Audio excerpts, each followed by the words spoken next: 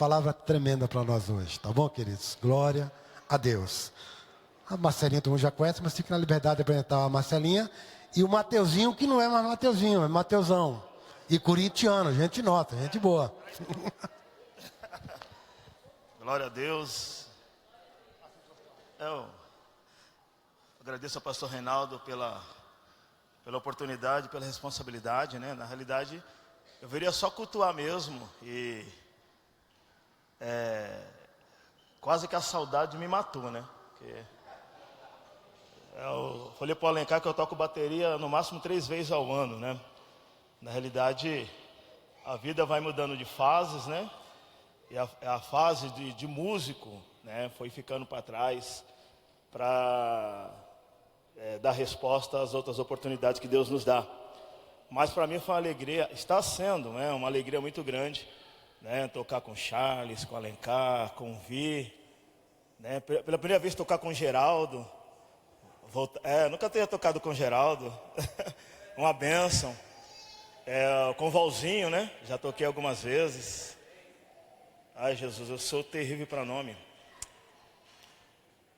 Dos vocais, além da Marcela. Adriana, meu Deus do céu. Quantas conversas tivemos, né? Eu e a Adriana, menina de Deus, mulher de Deus, né? Com o Michael, né? É a bênção. Tão bom rever gente boa de Deus. Enquanto o pastor Reinaldo ministrava aqui, eu comecei a ver ao meu coração um texto, né, de Jeremias, creio que no capítulo 33, que fala assim, que é preciso pôr marcos na vida. E eu me lembrei quando nós estávamos, no dia que estávamos colocando a laje aqui. Foi um dia bastante trabalhoso, né? Eu tive que tomar 4 Dorflex para aguentar a dor no corpo. Era uma época muito gostosa, né? Que a igreja, ela se juntava, conforme Efésios 4,16, né? As juntas, né, foram se combinando e construiu, né, toda essa obra maravilhosa. Mas eu lembro que era de noite, e aqui os irmãos lembram que tinha um ponto de droga violento aqui nessa rua, na frente. E eu estava sentado, eram as 7:30 da noite, e carro entrando, carro saindo, e gente vendendo droga. E eu fiz a oração para Deus, eu falei, Senhor, essa igreja, ela vai mudar a realidade deste entorno aqui. Eu creio no meu coração. E interessante que quando essa igreja aconteceu aqui, na realidade ela mudou o entorno. Porque esse é o papel da igreja. A responsabilidade social da igreja é mudar. A igreja, ela tem responsabilidade de discipular o mundo. Quando a igreja, ela se propõe a ser para o que ela foi levantada, ela muda. Porque a igreja, ela provoca, a igreja, ela conflita, porque estamos convertidos. Se pensarmos em ser politicamente correto com o mundo, eu lembro uma vez o pastor Reinaldo falando, né, de uma palavra que invadiu as igrejas e foi maligna, contextualização. Foi maligno isso daí, porque as igrejas pareceram ficar legal, eu sou daquela igreja legal. Não, querido, a igreja não tem que ser legal, a igreja tem que ser santa. Porque o único organismo que pode mudar é a igreja do Senhor. Eu lido todo dia eu lido com 24 ateus, onde eu dou aula. Eu sou professor numa instituição pública federal de ensino superior, né? A querida Gláucia se formou lá, ela é federal como eu, né? E as pessoas são muito de ideologia. Esse final de semana está tudo tristinho, viu, pastor Reinaldo? Está tudo tristinho, meus colegas, esse final de semana. E, na realidade, sabe o que eu noto? Por eles serem ateus, eles não têm o que nós temos. Nós temos esperança.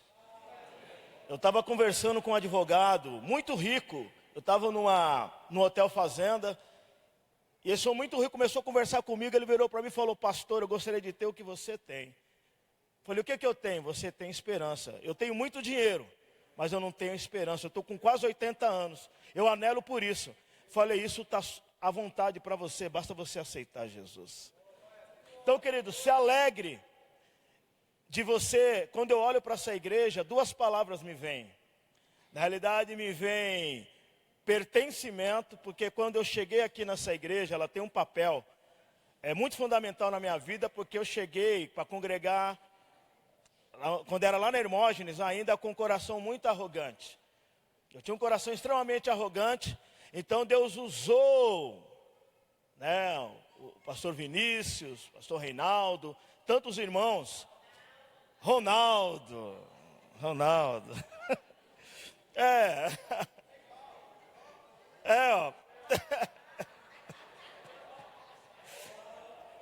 é uma, não, mas assim, na realidade, querido, que eu não estava acostumado a ser confrontado. Antes de eu entrar na palavra, deixa eu contar a última coisa. Uma vez eu estava no banco Bradesco, aqui embaixo, quando eu morava em Poá. Eu encontrei o pastor Ronaldo. Vou chamar só de pastor, que fica mais fácil. Eu encontrei o pastor Ronaldo no banco, ele me encontrou. E aí, falei, não, como é que você está? Falei, ó, pastor, eu estou chateado, estou vivendo uma fase de desemprego. E comecei a reclamar da vida, né? E lá no banco, lotado, ele começou a falar, que isso, irmão? Você não aceitou Jesus? Você não tem buscado ao Senhor? E foi me dando uma bronca terrível no banco. Eu falei, mas pastor, estamos aqui no meio do banco. E a Saraivada falou, ó, amanhã você vai lá na igreja que eu quero conversar com você. E eu pensei que ia no gabinete dele, né? Aquela coisa pastoral. Aí chegou lá, ele me deu uma enxada, mandou capinar. Falou, ó, só para a sociedade ir embora, vai capinando aí. E vai orando em línguas. Mas isso é cuidado, que vai transformando o caráter, que vai conscientizando do que se é. E isto você somatiza para o ministério pastoral. Na verdade, eu nunca imaginava chegar ao pastorado. Na realidade, eu sempre gostei muito do ensino. Sempre me envolvi muito com a parte de ensino. E quando nós nos desligamos daqui, apesar da tristeza, mas o pastor Aval, o pastor Ronaldo entenderam bem. Apesar da tristeza, porque era um rompimento em amor, mas era um rompimento. Choramos muito, né? O pastor Alencar estava junto, foi uma noite muito difícil para todos nós.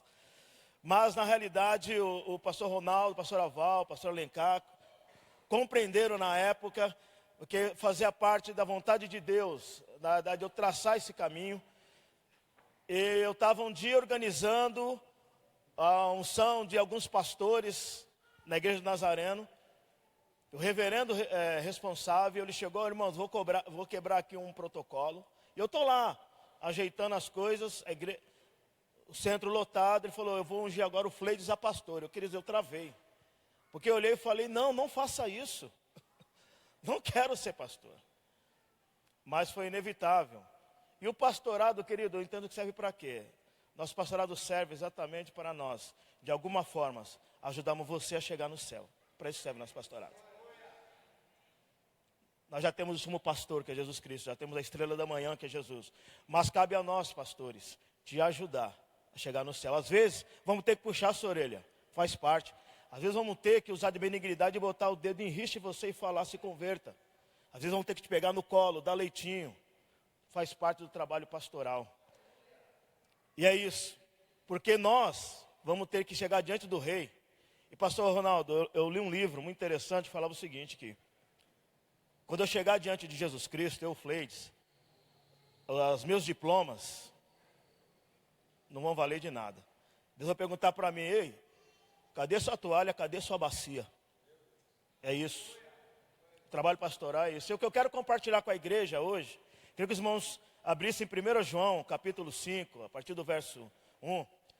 Eu vou ministrar aqui, com certeza, já algumas vezes foi ministrado aqui, alguns temas vocês vão lembrar, que como o pastor Ronaldo é psicanalista, então alguns temas aqui é muito comum.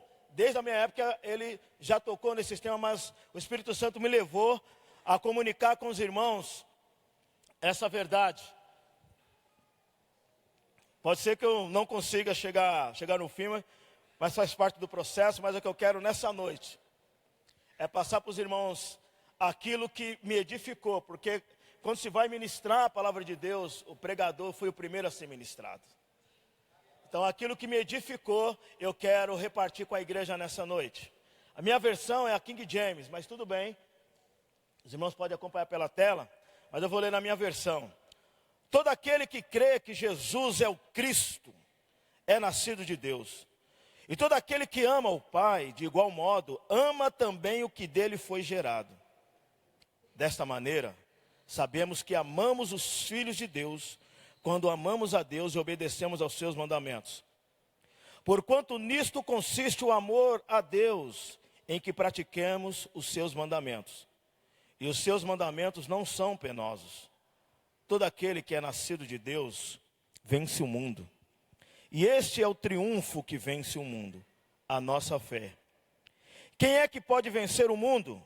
Somente a pessoa que crer que Jesus Cristo é o Filho de Deus. Pai, obrigado por essa palavra, que é viva e eficaz, em nome de Jesus.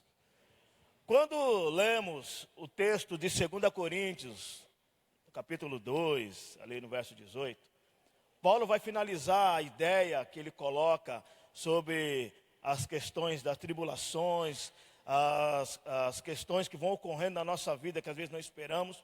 Mas no final das contas ele coloca assim, olha, gente, presta atenção nas questões que são eternas.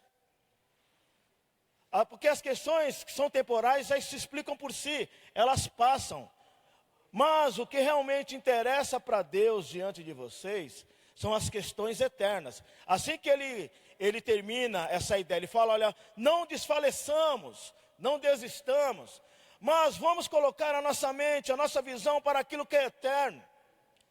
Ok, embora ele coloque esse texto, né, mas existem algumas questões temporais, que a Bíblia vai chamar de secundárias, mas que na maior parte da nossa existência aqui na terra, né, vira o nosso cotidiano. O que eu quero falar hoje é como a fé lida com o cotidiano. Nós estamos, queridos, dentro do Estado brasileiro, vivendo a crise perfeita. Estamos num momento de crise política, de crise econômica, de crise moral e de crise religiosa. Essas 4 variáveis estão se combinando. A pergunta que se faz é, como você vai lidar com essas variáveis, com essas situações? E o texto de João vai falar exatamente nisso, que a fé que nós confessamos, a fé que nós cantamos aqui nessa noite, a fé que faz parte da nossa caminhada, é a fé que vence o mundo. Quando ele usa a expressão triunfo, e eu gosto dessa expressão, na língua original, é a palavra chamada teatrolizoi. Significa assim, que depois de uma batalha, você vem vitorioso com os despojos da batalha. Assim que ele fala que é a nossa fé, o triunfo da fé se dá porque a nossa fé não é uma construção nossa.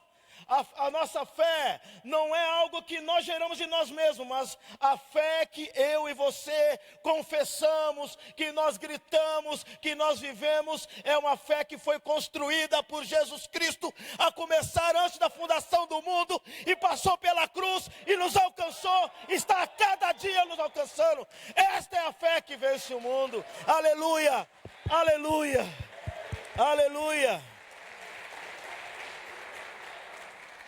Existia um reitor da Universidade de Auckland, na Nova Zelândia, Edward Mozart Blacklock. E ele era um apologista.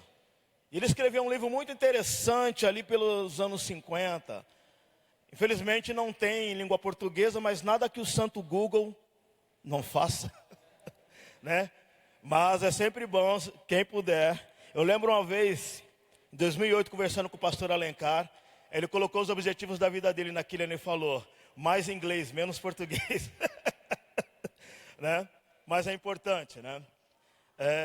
E nesse livro, né, Faith is the Victory, né? Fé é a vitória. E eu quero, na realidade, trabalhar alguns aspectos do que eu li nesse livro hoje, que diz respeito ao cotidiano. Né? Na realidade, em 1 João, se você voltar um pouquinho, no capítulo 2 de 1 João, João vai nos intimar, ele vai nos ordenar, olha, não ame o mundo, e nem no que há no mundo.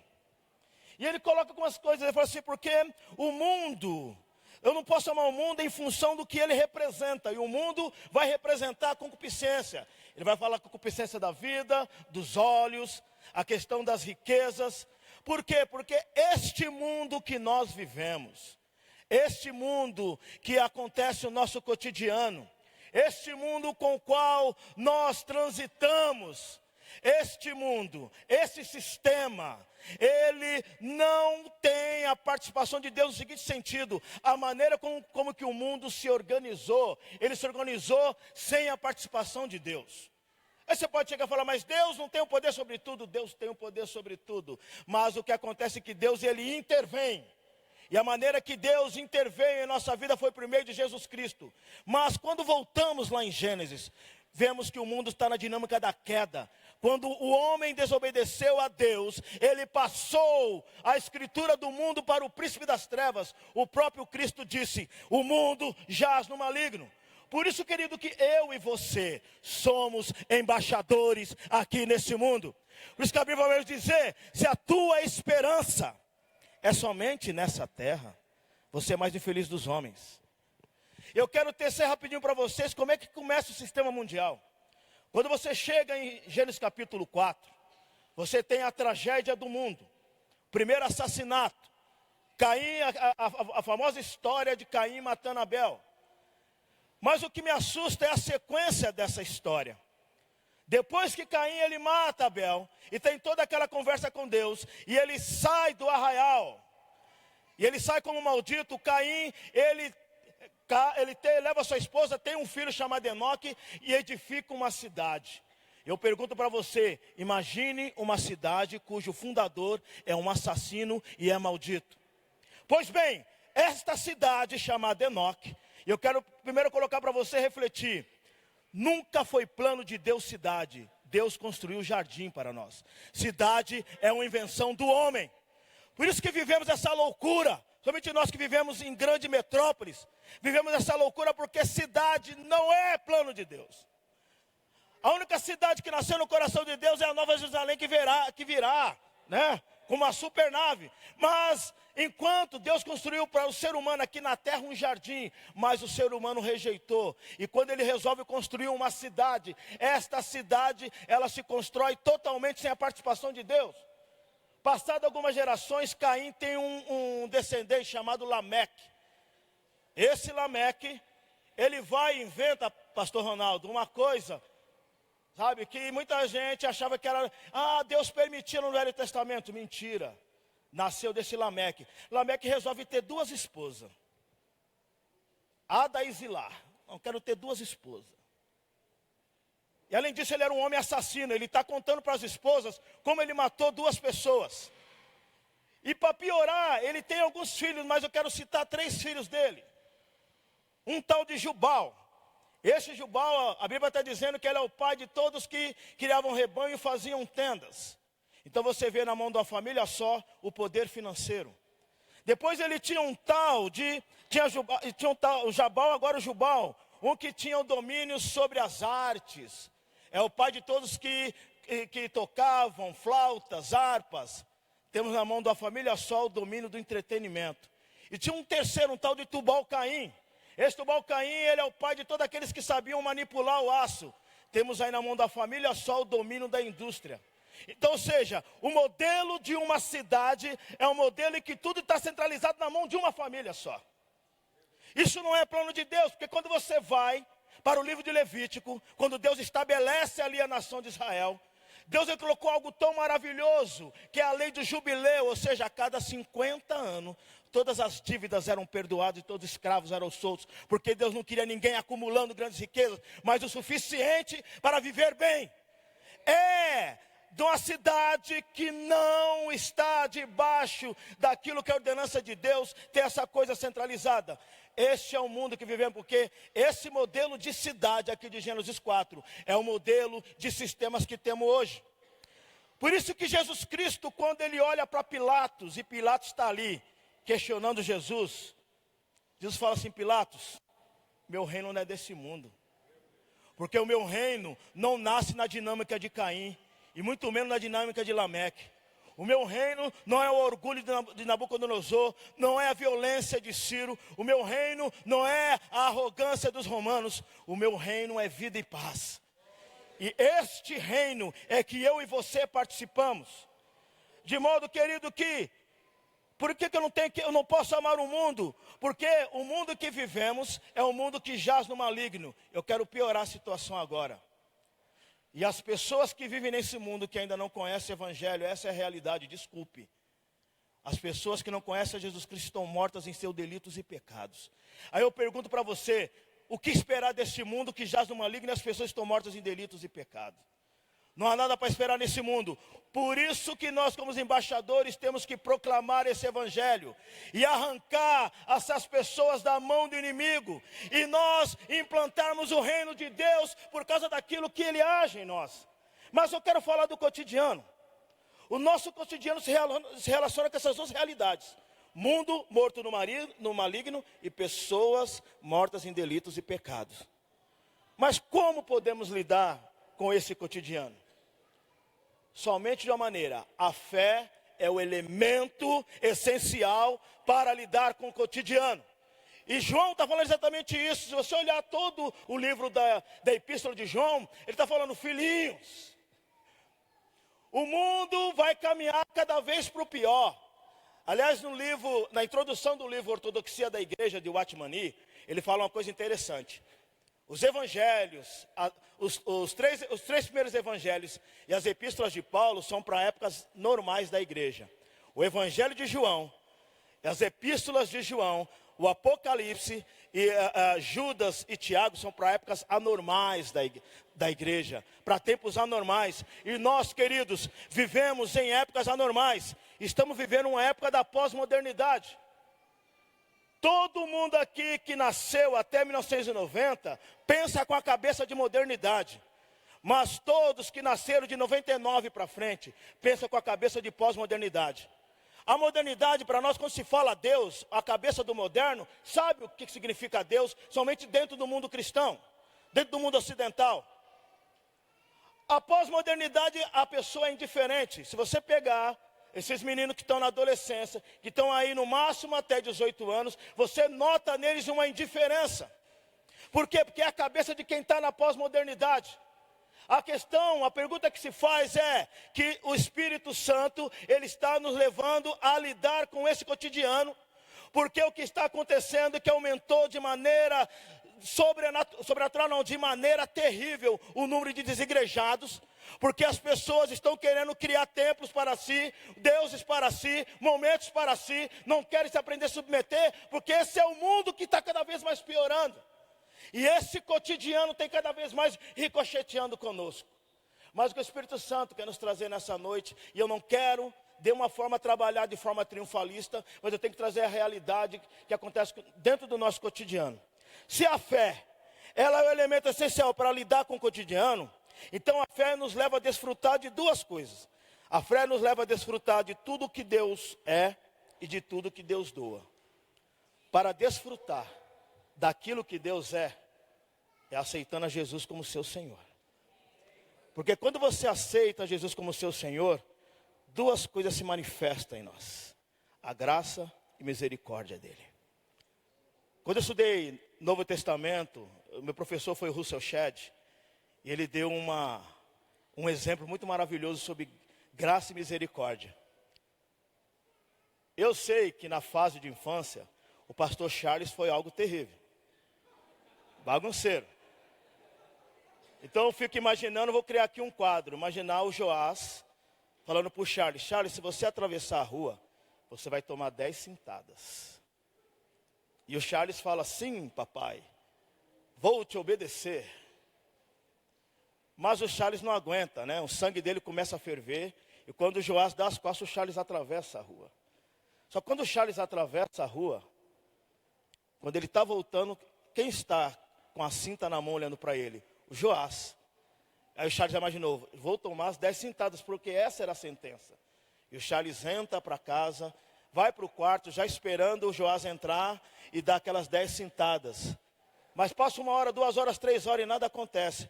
Aí o Joás chega e fala: Charles, meu filho querido, vamos lá no centro de Poá tomar um sorvete, só eu e você. E o Charles vai tomar o sorvete, mas fica aquilo, será que ele está amaciando a carne? E o Charles vai, toma o sorvete, mas ele não consegue curtir o sorvete, porque ele fica pensando, já sei, ele vai vir às 10 sentadas.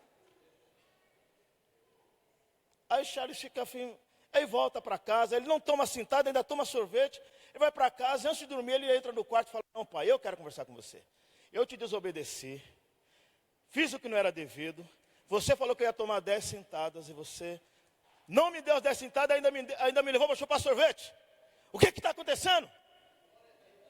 Aí o Joás, representando Deus, Cristo, o Espírito Santo fala assim, Charles, quando eu não te dei as 10 sentadas, eu estou te ensinando o que é misericórdia. Quando eu te dei o sorvete, eu te ensinei o que é graça. Você não merecia, mas eu decidi dar. Assim é a nossa salvação em Cristo Jesus. Aleluia! Aleluia! Aleluia! A nossa salvação em Cristo. Então, para desfrutar daquilo que Deus é, quando eu aceito Jesus, é isso que acontece. A graça e misericórdia se manifesta de maneira sacudida, abundante, transbordante, e vai se multiplicando. Ele vai se multiplicar tanto que eu não aguento e começo a falar para outro e para outro, porque é assim que acontece com a graça. Agora, para desfrutar daquilo que Deus doa, se aceitar Jesus é desfrutar daquilo que Deus é, para desfrutar daquilo que Deus doa, queridos, salvação gera fruto. Uma pessoa que se diz salva, e nunca falou de Jesus para ninguém, não está salvo. Pastor Ronaldo, pastor Aval, eu cheguei a uma triste constatação. Vivemos uma época de poucas pessoas convertidas. Temos adeptos. Porque a igreja parou de confrontar. O evangelho, querido, ele confronta. Porque o evangelho, ele é verdade, ele te coloca diante de um espelho. O evangelho disse para mim, pare de ser mentiroso, você é mentiroso. O evangelho disse para mim, seja santo.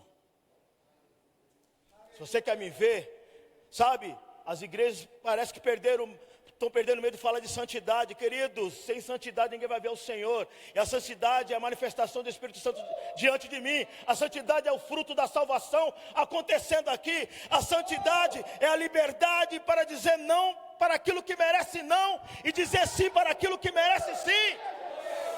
Para que eu vou querer ficar preso numa liberdade que gera morte? Paulo, quando ele fala, eu, Paulo, servo do Senhor, a expressão doulos é aquele servo que tem um prazer de estar preso em Cristo Jesus, que é onde acontece a verdadeira liberdade. Porque a liberdade do mundo é uma liberdade que te aprisiona com as amarras do inferno. Não é essa a liberdade que Deus tem para nós, mas a liberdade que Deus tem para nós é estar preso em Jesus Cristo até a eternidade. Aleluia! Esse é o evangelho que vivemos. Nesse sentido, o nosso cotidiano, que Deus quer tratar conosco nessa noite, eu vou falar rapidamente, é que Deus, ele quer nos levar para uma fé que confronte o pecado, a ansiedade, a depressão e o medo. Porque nunca essas coisas atrapalharam tanto a vida do cristão. Tem outras, mas eu estou sinalizando essas 4. O pecado, ele em si, significa afastamento de Deus. O pecado original, aquele pecado que está conosco quando nós nascemos, e é quebrado lá na cruz, mas o pecado original, a Bíblia vai chamar de ermatiar, ou seja, as pessoas significa errar o alvo. Quando a pessoa não conhece o evangelho ainda, ela está errando o alvo. É como um cântico antigo do Vencedores por Cristo. Quem em Cristo se encontra, não procura mais. É o que aconteceu conosco, nos encontramos com Cristo e paramos de errar o alvo, porque o nosso alvo se tornou Jesus Cristo. Mas o que acontece é que esse pecado, ele é como um vírus, ele quer insistir em ficar ao redor de nós, ele quer insistir em trazer essas pulsões. Porque é algo que eu ouvi, uma das primeiras coisas que eu mais ouvi aqui na comunidade cristã de Poá, eu tenho que mudar a ficha. Mas é que o pastor Ronaldo uma vez disse para mim, na minha primeira conversa com o Vinícius, para mim entrar no louvor, eu tive essa primeira conversa, batendo um papo e disse assim, olha, a carne nunca vai se converter, cara. Se você não estiver aos pés de Jesus, a carne vai te sucumbir, porque a carne adora pecar. A carne tem prazer com o pecado. Por isso que precisamos estar em Jesus Cristo. Então o que acontece? E o pecado ele vai trazer em si uma dimensão muito complicada, dimensão na consciência. Tanto em Gálatas 5 como em Colossenses 3 vai falar daquela coisa. É aquele ódio que fica aqui dentro. É aquele rancor que vai te corroendo. É aquela maldade que vai te cercando. Isso é inerente do ser humano. E mesmo nós cristãos, cheios do Espírito Santo, às vezes aquele ódio de coisas que aconteceram com você, ações que fizeram contra você, a reação humana é reagir na forma de ódio, mas o Espírito Santo ele vai e te leva para outro lado. Ele fala, olha, você vai ter que perdoar, você vai ter que amar, você vai ter que considerar e pegar no colo essa pessoa de novo e dar leitinho para ela e dizer para ela, olha, eu te amo, que vamos para o céu. Porque isso é do Evangelho, é confrontar. E o tempo inteiro, ou senão o pecado com as pulsões do corpo.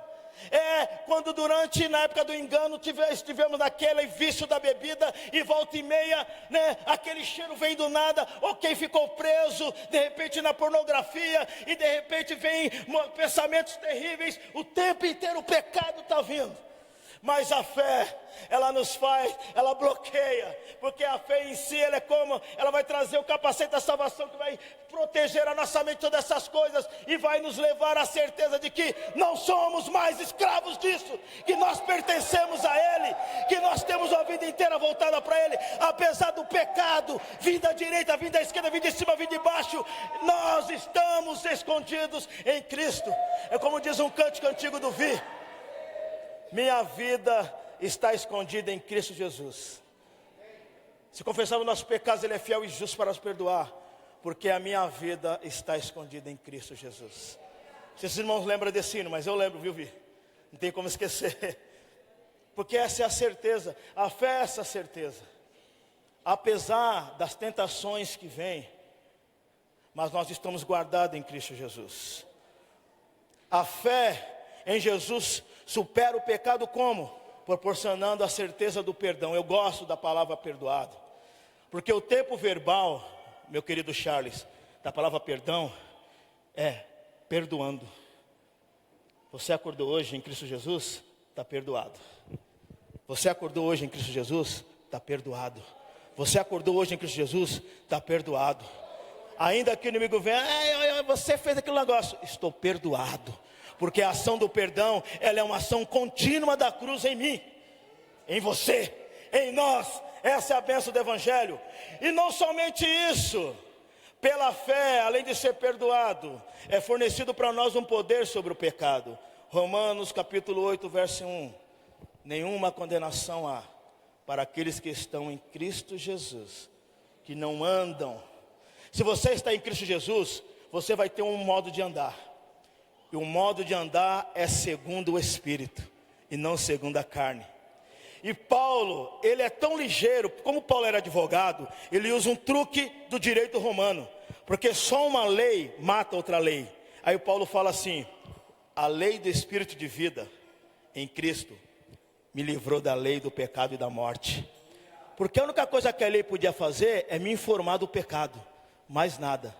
Mas a lei do Espírito de vida, Ele mesmo se torna pecado, atrai o pecado para Ele e me torna livre, nos torna livre. Como não adorar esse Deus?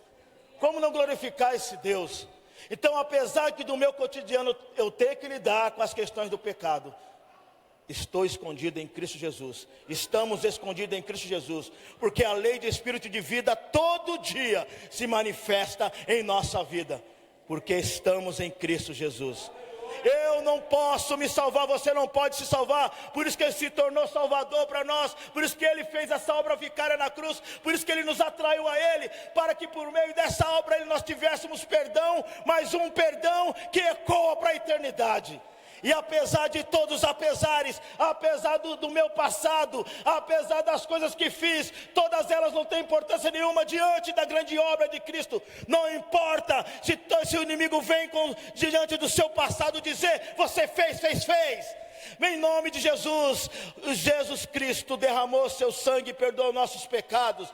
Isso o nosso cotidiano tem sido lidar com as tentações do pecado. O nosso cotidiano também é estar aos pés de Jesus Cristo. Isso não é triunfalismo, isso é verdade do Evangelho.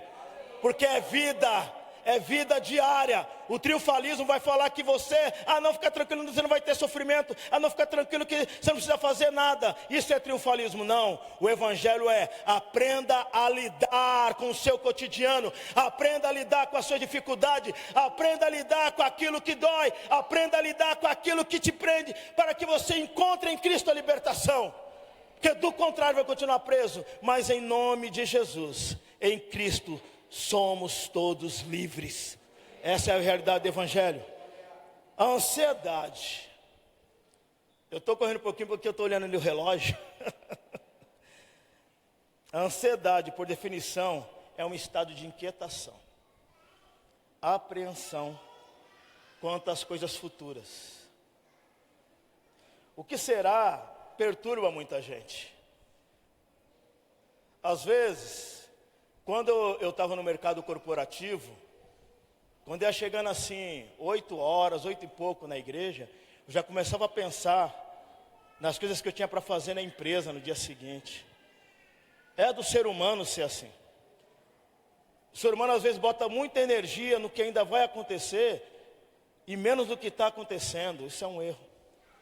E a ansiedade, ela tem essa capacidade.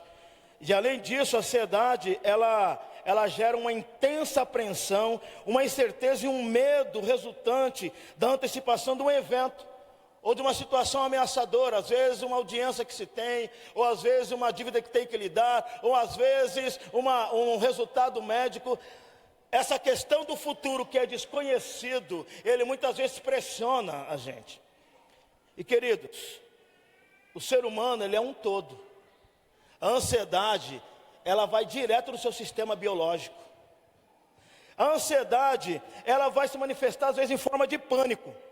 E quando a ansiedade se manifesta em forma de pânico, você começa a sentir dores no peito, começa a sentir palpitação, começa a sentir falta de ar. E você fica naquela coisa, o que será? Eu não sei o que está acontecendo, eu preciso de tal coisa, eu não sei, E você vai, fica nesse desespero. Ou senão você cai num transtorno compulsivo obsessivo.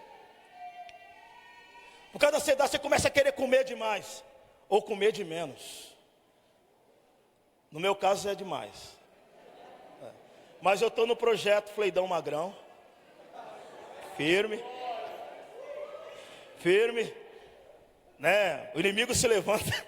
Inimigo não, querida, é eu mesmo. Mas o que é o transtorno compulsivo obsessivo? São pensamentos e desejos impossíveis de controlar. Quando a gente se coloca dentro, quando a ansiedade ela vem muito forte, e nós começamos a aceitar essa realidade, ela nos leva para essas duas variáveis. Bom, uma das causas da ansiedade pode ser a ameaça, conflito, medo que vem do cotidiano. É claro que a ciência vai oferecer alguns tratamentos. Vamos ter medicação, psicoterapia, e tudo isso, querido, é bom fazer. Ontem eu estive num seminário, exatamente tratando dessas questões, com uma doutora em psicologia cristã, mulher de Deus. Fomos conversando bastante disso aqui. Mas, queridos, a psicoterapia e as medicações tratam o efeito, não trata a causa. Porque a ansiedade em si é uma doença da alma. É preciso que sigamos essas questões da ciência. Mas a questão que vem dentro da alma, o que vai então aliviar esses sintomas? O que vai exatamente resolver a questão da causa? Eu quero trabalhar com você que em Mateus capítulo 6, do 25 ao 32, Cristo começa a trabalhar isso conosco. O Sermão da Montanha, quando Cristo vai tratar da questão da ansiedade, ele vai falar, olha, o reino de Deus, a maneira como Deus trata as coisas. Ele sabe que você vive a questão do cotidiano temporal, mas sabe que a sua vida está para além dos lírios e está para além dos pássaros. Embora Deus cuida dos lírios do campo, embora Deus cuida dos pássaros, saiba que não foi por causa de lírios e nem foi por causa de pássaros que Cristo morreu, mas foi por causa da sua vida. E a questão de Deus com você é uma questão eterna. Mas como é que Deus nos ensina a lidar com a ansiedade através da fé em Jesus? É nos ensinando, nos lembrando do amor e o cuidado providencial de Deus. Porque, querido, às vezes nós pensamos que Deus é determinista. Licença dos calvinistas aqui, eu não vou entrar em doutrina. Mas eu acredito mais num Deus que intervém no nosso fluxo da vida. Como é que Deus intervém? Eu lembro, eu trabalhei numa empresa durante 11 anos. E nessa empresa, depois o gerente tinha me dito que o plano deles era abrir um departamento de crédito e cobrança que só tivesse mulheres. E no último dia do plano de negócio deles, falaram, não, mas é bom colocar um homem aqui. Ah, mas por quê? Não precisa de homem. Não, é bom colocar uma figura masculina, que é interessante no meio, né? No meio das mulheres, tem uma figura masculina e tal. Ou seja, e naquele momento que eu precisava daquele emprego, Deus, naquela empresa, ela abriu, isso chama-se intervenção de Deus. Quando eu fiz o concurso no Instituto Federal, foi na época que teve eu estava saindo da FATEC, eu dava aula na FATEC, fiz o concurso, e aí fui aprovado, mas teve a questão do impeachment. E aí todos os códigos de vagas voltaram para o Ministério da Educação, então ninguém seria nomeado. Olha como Deus é maravilhoso. Eu sou amigo do filho do Zé do Caixão. O filho do Zé do Caixão, ele é assessor do reitor do Instituto Federal. Eu liguei para ele e falei assim, cara, poxa vida, passei em primeiro lugar no concurso, não vou ser chamado, cara. Deixei 2.000 caras para trás, não vou ser chamado, meu. Falou, tá difícil. Aí eu falei assim, eu orei a Deus, falei, Senhor, abra uma porta, tu sabes que eu preciso, mas você já fez sua vontade. Enfim, estou aqui na FATEC, mas, queridos, ele falou com o reitor foi no ministro da Educação, o ministro da Educação abriu só para mim um código de vaga. Eu fui o único nomeado. Deus intervém. Agora, por quê? Foi para mim contar aqui para vocês que eu sou servidor público bonitinho do Distrito Federal, não. É porque lá tem sido o meu local de culto. Porque muitos amigos meus ateus, quando a coisa aperta, querido, o ateu procura o pastor aqui. O marxista procura o pastor aqui. Eu abraço eles, querido. Eu entendi, pastor Aval, que a nossa vida está escondida em Cristo Jesus. E tudo para onde Deus nos leva, querido, Ele nos leva para fazermos a vontade dEle. Não é para ficar cantando glórias para si. Porque às vezes o cristão, ele se acostumou com isso. Ele acha que bênção é ter. Não. Bênção é gerar bênção para o outro. Vou contar rapidinho uma experiência para vocês do que significa bênção. Uma questão simples. A Marcela precisava fazer uma apresentação lá no Céu Veredas, com as crianças, e precisava que alguém tocasse. E ela conversou com o Vinícius, e o Vinícius foi lá tocar para ela, piano com as crianças lá. E aí eu falei, Vinícius, vou deixar meu carro com você, você faz essa correria. Aí o Vinícius fez uma coisa louca, depois ele falou que isso é normal na família dele. Veja bem, ele estava fazendo um favor para mim. Eu não estava emprestando o carro para ele. Eu estava deixando o carro com ele para ele fazer um favor para mim. Ele vai me devolver o carro lavado. Falou, Vinícius, por que você está lavando o carro, cara? Aí ele falou assim, não, por que você está achando isso estranho? Isso é normal. Isso é produzir bênção. Isso é produzir bênção. Então, queridos, uma das coisas que ajuda a combater a ansiedade é você aprender a produzir bênção. Ficar sentado no seu quarto, assistindo Netflix, assistindo um Mecanismo.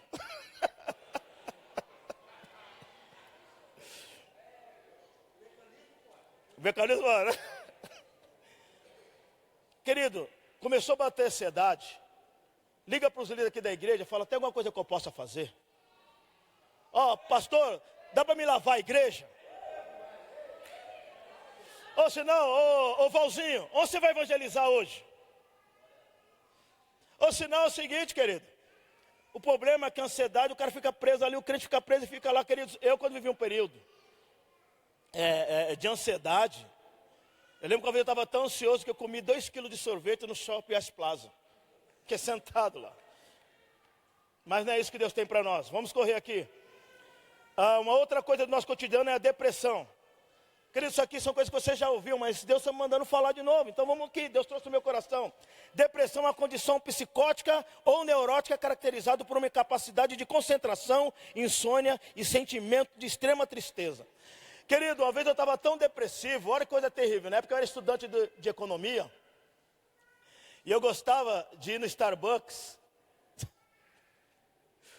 tomar café com chantilly. E ficar... Tinha um Starbucks ali no Shopping Center Norte. Ficava tomando café, olhando a Marginal Tietê. E ele curtia a minha depressão. Curtindo aquela autocomiseração. Porque a depressão, ela te leva a uma situação de desesperança. A depressão é uma doença do corpo inteiro. Porque a depressão, ela vai afetar a maneira como você come, como você dorme, o modo como você se relaciona consigo mesmo e como você se relaciona com as pessoas. A pessoa depressiva, ela consegue ficar o dia inteiro ouvindo Joy Division e Adriana Calcanhoto e ainda aquelas músicas de emo. O depressivo vai se retroalimentando disso aqui. Queridos, e hoje, muitos cristãos estão depressivos, sabe por quê? Porque nós vivemos uma geração que quer o muito fazendo o pouco. O cara quer passar na FUVEST sem estudar. O cara quer conseguir emprego sem mandar currículo. O cara quer aprender a tocar sem ir para a escola de música. Então, ou seja, essa geração, a geração fast food, a geração selfie, ela quer tudo muito rápido. E como não consegue tudo muito rápido, vai se frustrando. E como eu disse que as igrejas estão lotadas de adeptos, não de convertidos, as pessoas vêm para a igreja com aquela coisa na cabeça de que Deus virou a caixinha de banco. Vou lá e acesso. Não é assim, porque Deus, as coisas se constroem com relacionamento. Eu, quando eu vim congregar aqui na comunidade cristã, ainda preciso virar chave. Com a minha arrogância, logo em seguida eu fiquei desempregado. E todo mundo falava assim para mim, não, ó cara, com seu currículo, ó, o emprego vai fazer assim para você, ó. E eu acreditei, falei, não, realmente eu sou bom. Um cara como eu, toda empresa quer. Amarguei 1 ano e 2 meses de desemprego. Que eu precisava aprender a depender de Deus, aprender a pela fé sair da depressão. Lembro uma vez, querido, que no desemprego ficamos sem dinheiro, a luz ficou cortada. E era um dia de culto aqui na quarta-feira. E a Marcela chegou da escola, eu falei, cortaram a luz aí, cara. Pô, pelo amor de Deus. Eu ainda com aquela cabeça triunfalista, eu sou cabeça, não sou cauda, cortaram a minha luz. Tanto ímpio aí com a luz, eu servo do Senhor sem luz. Fiquei reclamando. A Marcela chegou e falou, cara, eu vou para a igreja, você fica aí. Sabe por quê? Porque muito cristão tem ficado depressivo pelo não ter. Oi? Não. Depois deu para solucionar. Eu sei que é duro para quem está depressivo. Eu sei que é duro todo dia ter que tomar Rivotril.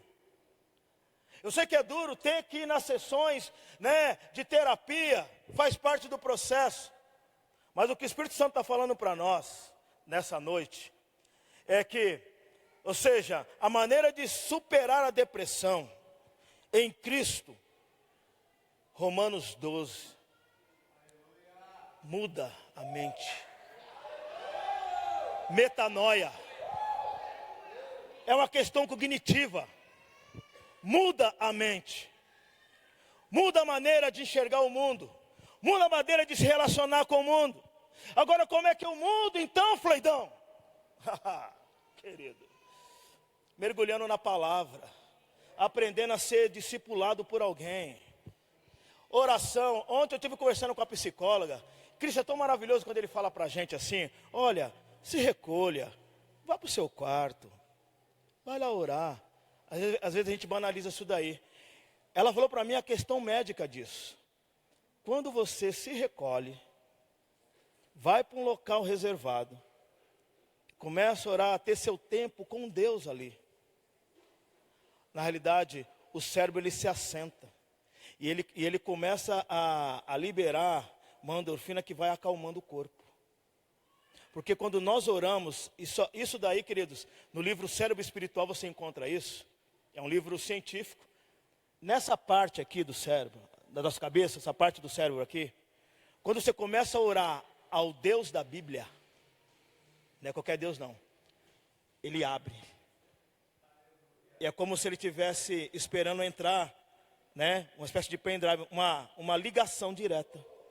Ele abre esperando algo, só quando ora diretamente a Deus.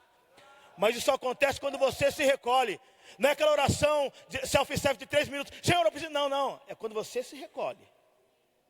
Ele abre, ele vem e começa a acalmar o corpo. Começa a assentar a sua vida.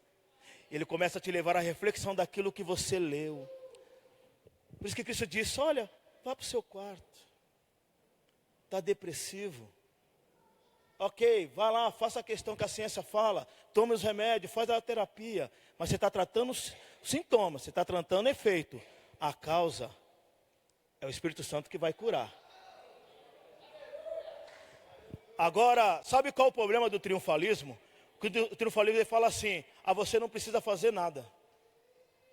Gera um crente preguiçoso. Não, você precisa crer. Ele fez tudo por nós. Efésios, né, capítulo 1, nos abençoou, né, ele nos transportou, fez um monte de coisa, mas para aqueles que creram, eu preciso crer que ele é.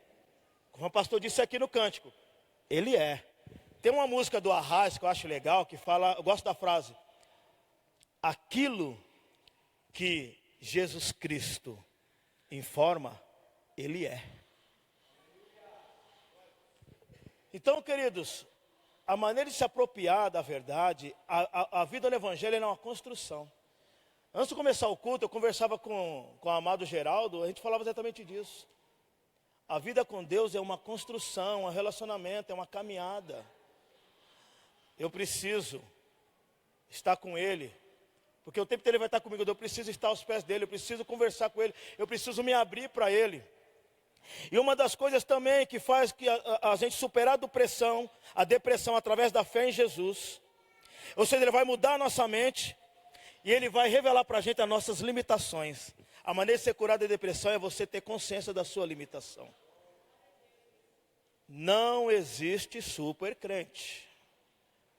A gente conviveu nos anos 90 com essa balela. Somos poderosos. Quantos cânticos, né, Vinícius? Teve aí, né? Somos poderosos. No que a Bíblia fala de poderoso, Adilson, olha, quem está de pé, cuide para que não caia. Eu preciso estar aos pés de Jesus. Uma outra coisa, Deus é longânimo e disposto a perdoar e confortar os desanimados. A parábola do filho pródigo nos explica isso. Não importa o que o pródigo fez. E não importa o que o irmão do filho pródigo também fez. O que importa é que o pai não muda as suas ações, e não muda a sua atitude. Deus, Ele é imutável. Ele está sempre pronto a nos ajudar. Por meio do Teu Espírito Santo, que nos ajuda em tudo. Apesar da depressão vir no nosso cotidiano, com todos os seus sintomas, com todos os seus efeitos, com todas as causas que vão gerando a depressão, apesar de todas essas coisas, nós podemos, pela fé em Jesus, alcançar a cura da depressão. Em Cristo Jesus. É uma caminhada difícil? É mágica? Não. É preciso muita oração? Precisa. É preciso muita meditação da palavra? Precisa. É preciso muito discipulado? Precisa. Mas todas essas coisas são ferramentas de Deus ao nosso favor. Mas Deus, Ele quer libertar uma geração de crentes da depressão. Porque nunca os consultórios de psiquiatras, consultórios de psicólogos ficaram tão lotados de crentes. Mas Deus, Ele tem um novo caminho para nós. Queridos, reconheça a sua limitação. Se de repente alguns sintomas de depressão estão te cercando, Deus, Ele está aberto para que você alcance nele essa libertação. Mas o Evangelho não é prisão para você, o Evangelho é liberdade, porque nós temos um Cristo todo para o homem todo. Ele não libertou parte de nós, Ele libertou totalmente. E a palavra de Deus liberta o nosso corpo, liberta a nossa alma, e Ele purifica o nosso espírito, juntamente com o Espírito Santo de Deus, porque essa é a realidade do Evangelho.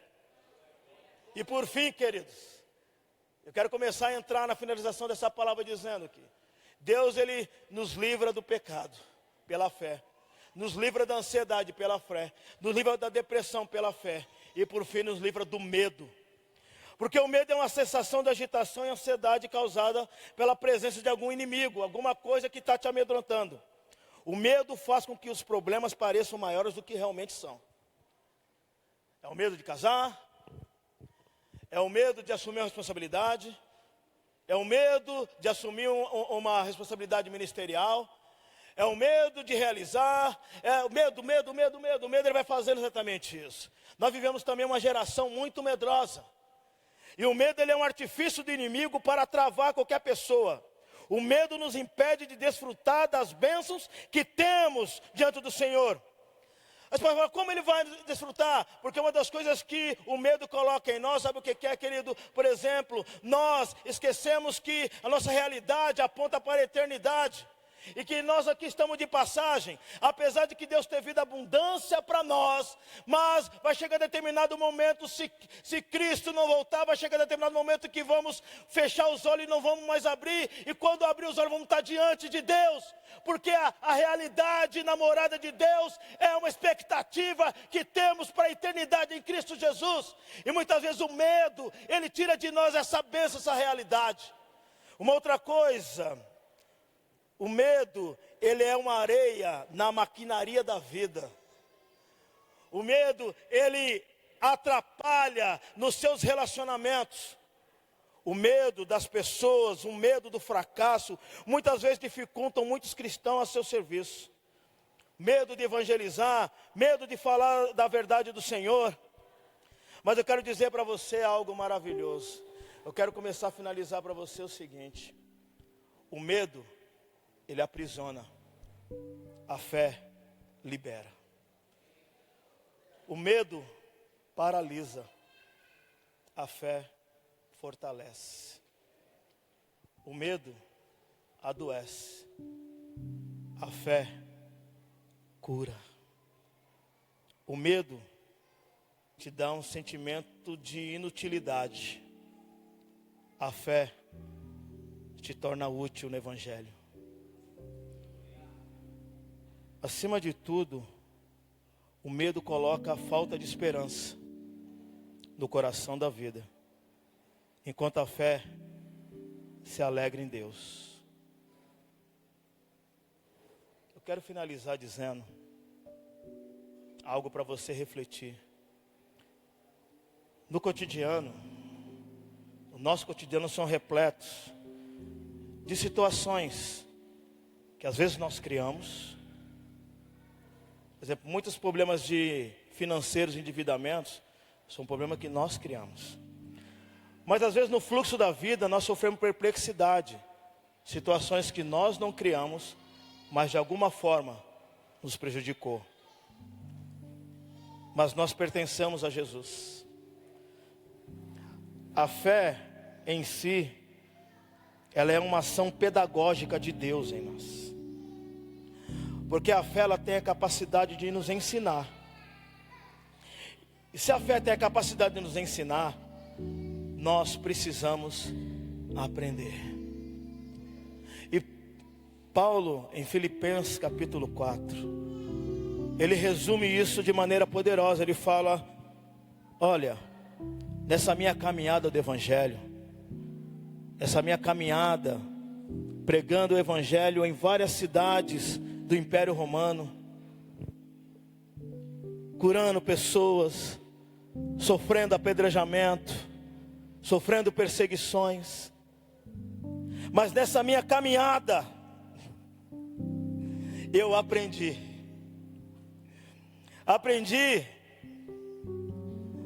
a passar necessidades. Mas também aprendi o que é andar com fartura.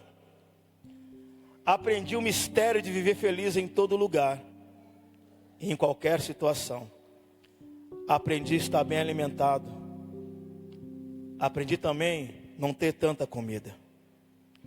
Aprendi, às vezes, ter roupa à vontade. Vários sapatos, roupas, bens, mas aprendi também a ter somente o suficiente. Nessa escola do Espírito Santo, eu aprendi que tudo posso naquele que me fortalece. Apesar do nosso cotidiano estar cercado com o pecado que vem contra nós, com a ansiedade que vem contra nós, com a depressão que vem contra nós, com o medo que vem contra nós, apesar de todas essas coisas, apesar de tudo,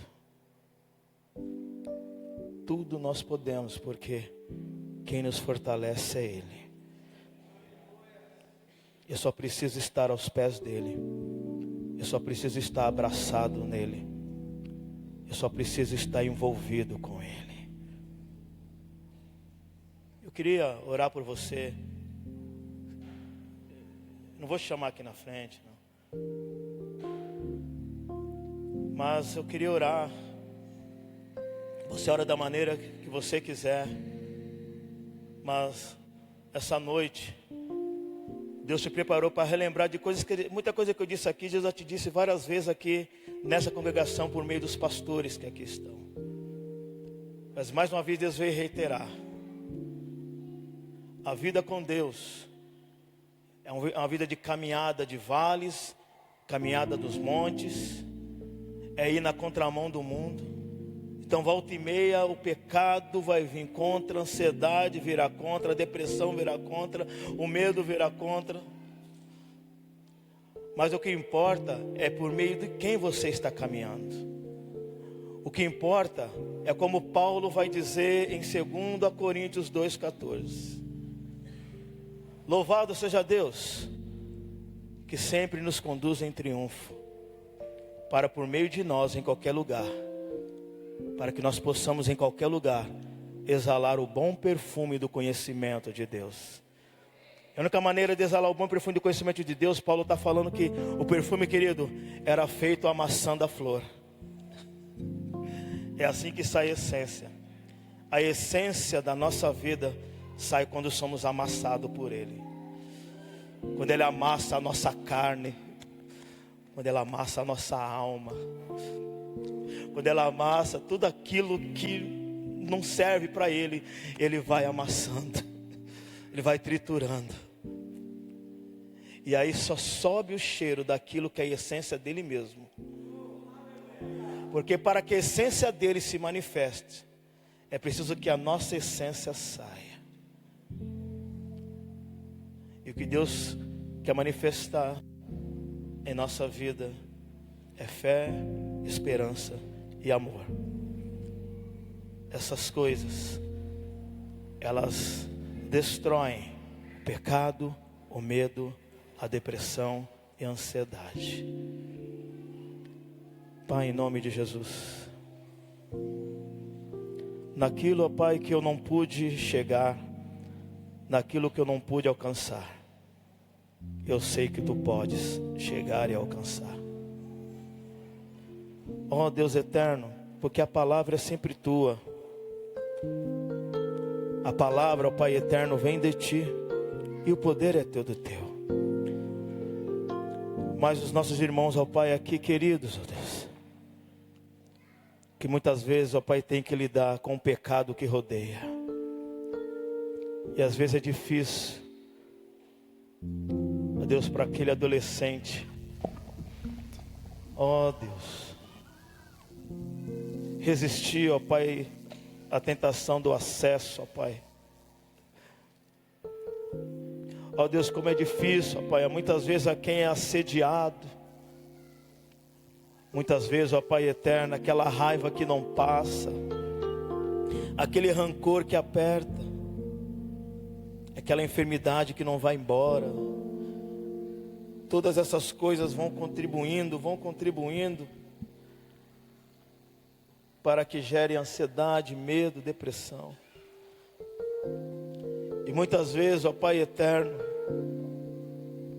fica até difícil crer, mas a Tua palavra nos ensina a crer contra a esperança. A Tua palavra nos ensina a sermos ousados. Então, como Tu fala, ó Pai, em Romanos 12, que Teu Espírito Santo nos ajude e nos ensina a mudar a nossa mentalidade. Nos ensina, ó Pai, a ser corajosos para dizer não. Nos ensina, ó Pai eterno, a ter prazer na meditação da Tua palavra. Nos ensina, ó Pai, a ter prazer em nos derramar, ó Pai, num tempo de retiro, de oração a Ti. Nos ensina, ó Pai, também, ó Pai, a falar da Tua verdade, seja no nosso emprego, na nossa família, na nossa vizinhança. Mas nos ensina, ó Pai, a ter essa ousadia, Deus, porque todas essas coisas, ó Pai, todas elas vão contra, ó Deus, todas as ações de depressão, de medo, de ansiedade, contra o pecado. Ó Deus, nós só precisamos de Ti, somente de Ti, Senhor, somente de Ti, Senhor, de mais nada. Só precisamos estar aos Teus pés. Por que podemos fazer por nós mesmos? Nada. Porque a única coisa que a nossa carne consegue produzir é destruição. Mas obrigado, Senhor, que a Tua graça nos alcançou. Imensa graça, imenso perdão. E contra essas coisas não há lei, porque a nossa vida está escondida em Ti, Jesus. E o Teu povo, ó Pai, que está aqui reunido, ó Deus, aqui nessa congregação em Poá, esse povo, ó Pai eterno, que se reúne para clamar o Teu nome aqui nesse local. A minha oração, ó Pai, é que eles, ó Pai, diariamente encontrem em Ti, Senhor, a fé, esperança e amor. Pai eterno, que Teu Espírito Santo possa ajudar a cada um nessa caminhada.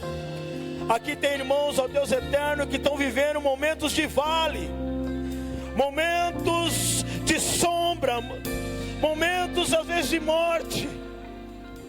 Ah, Senhor eterno, ó Deus, momentos em que a fé está sendo provada, momentos, ó Deus eterno, que grande aperto está acontecendo, momentos, ó Deus eterno, que muitas vezes, ó Senhor, vem o questionamento dizendo: onde está o Teu Deus?